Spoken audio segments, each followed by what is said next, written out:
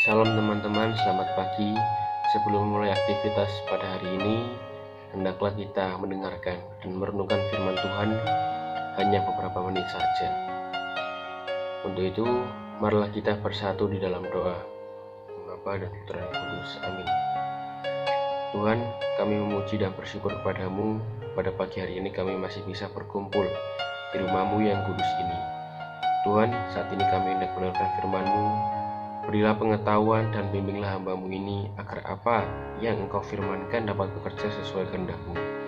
Buat kami anak-Mu, bukalah hati dan pikiran kami untuk mendengar dan menerima firman-Mu. Kiranya firman-Mu ini dapat menjadi berkat bagi kami. Berbicaralah ya Tuhan, kami sudah siap menerima firman-Mu. Dalam nama Yesus, Maria, dan Santo Yusuf, sekarang dan selama-lamanya. Amin. Untuk ayat yang akan saya ambil pada hari ini adalah Filemon 1 ayat 4 sampai dengan 7. Di sini saya akan bacakan langsung.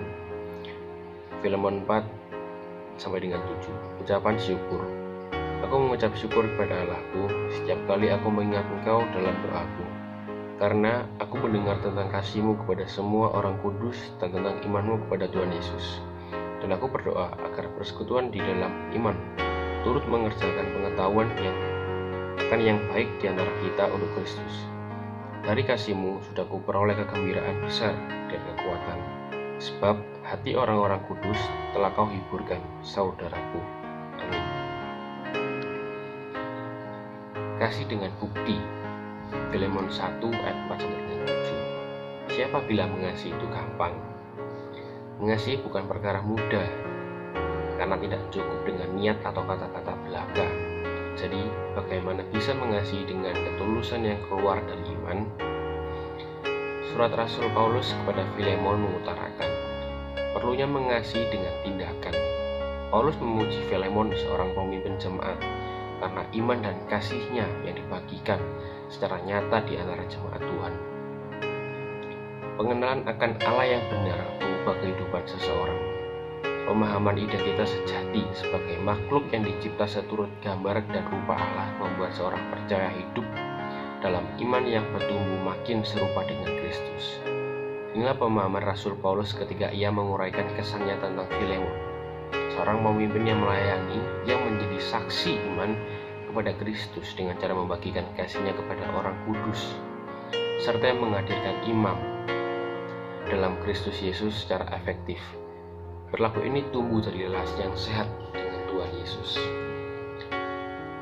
Pengenalan akan Allah yang sejati akan mengubah cara kita memandang sesama dan mendorong kita untuk berusaha keras memperkenalkan Kristus kepada mereka. Tujuannya adalah supaya mereka juga mengalami perubahan kualitas hidup dalam Allah yang sejati. Rasul Paulus memberikan bukti iman yang hadir dalam perbuatan sehari-hari melalui kesaksian kasih yang dilakukan oleh Filemon. Kasih yang sejati adalah kasih yang keluar dari iman yang benar, iman yang kepada satu-satunya Allah yang benar. Bagaimana caranya agar kita dapat mengasihi dengan benar? Kita harus memiliki hati kita. Adakah aku memiliki persekutuan dalam hidup Tuhan? Adakah aku mengizinkan Tuhan untuk menghadirkan pengetahuan yang benar? Sudahkah aku menghadirkan kasih yang memberikan sukacita dan kekuatan bagi orang-orang di sekitarku, sehingga aku ini layak akan mereka gitu, dan Tuhan Yesus Kristus datang kepada kita. Caranya itu berdoa supaya kita dapat mengasihi bukan dengan perkataan atau niat saja, tetapi juga dengan iman dan bukti nyata. Dalam nama Yesus kita mengimani Yesus. Dengan ini semoga renungan yang saya berikan bisa memberi saudara-saudara atau teman-teman iman yang lebih baik untuk kedepannya. Untuk menutup firman dan renungan pada hari ini, marilah kita kembali lagi di dalam doa. Dalam Bapa dan Putra dan Kudus. Amin. Terima kasih Tuhan atas firman-Mu yang Kau berikan kepada kami. Kiranya apa yang Kau firmankan bisa kami tanam di hati kami masing-masing, dan kuatkanlah kami untuk melakukan apa yang Kau firmankan sesuai dengan kehendak-Mu.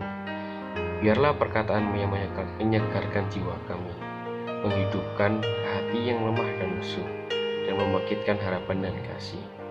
Berkatilah hidup kami, agar kami tetap dapat berkesempatan mendengarkan firman-Mu kembali.